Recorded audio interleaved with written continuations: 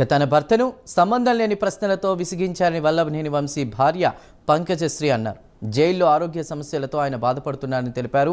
వంశీ ఆస్తమాతో ఇబ్బంది పడుతున్నారని తెలిపారు. సంబంధం లేని కేసులతో వల్లభనేని వంశీ ఇబ్బంది పెడుతున్నారంటూ కూడా లాయర్ తానికొండ చిరంజీవి అన్నారు.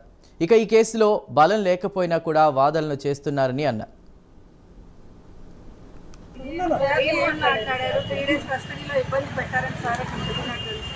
అంటే కేసుకు సంబంధం లేనివన్నీ అడిగారని అండ్ ఆల్సో కన్ఫైన్మెంట్ లో ఉంచారు అలోన్ గా. సో నాకు ఎవరు అసిస్ట్ చేయట్లేదు నాకు సీజర్స్ వచ్చినప్పుడు, కాబట్టి నేను అందరితో 4-5 కలిపి వేయండి, ఇలా కన్ఫైన్మెంట్ సెల్ పనిష్మెంట్ లాగా వేయొద్దు అని అడిగారు, రిక్వెస్ట్ పెట్టారు. ఆయన ఓకే అన్నారు. అంటే ఆయన టెంపరీగా వచ్చారంట, పర్మనెంట్ వాళ్ళు ఎవరో లేరంట ఈరోజు.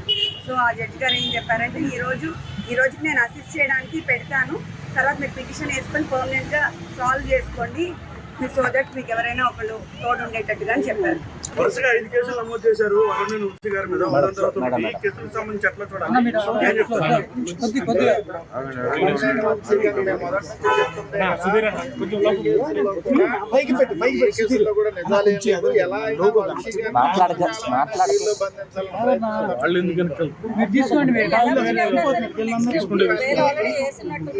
ఒక దాంట్లో బెయిల్ వేసాం, ఇప్పటికి ఎన్ని కేసులు కట్టారో తెలియదు. 10 అంటున్నారు, 8 అంటున్నారు, 9 అంటున్నారు, 11 అంటున్నారు. వాళ్ళ ఇష్టం వచ్చిన సెక్షన్స్ నంబర్స్ చెప్తున్నారు.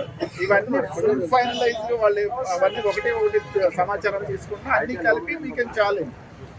వీకెన్ ఆల్మోస్ట్ ఇవన్నీ కూడా రేపు కోర్టులో నిలబడేవి కాదు. ఇప్పుడు సత్యవర్ధన్ ఎలా అయితే సత్యం ఏసీబీ కోర్టులో చెప్పి SC ST కేసు ఆ పార్టీ ఆఫీసులో తొలగిపోయిందో, భవిష్యత్తులో కూడా అన్నీ అలాగే జరుగుతాయి.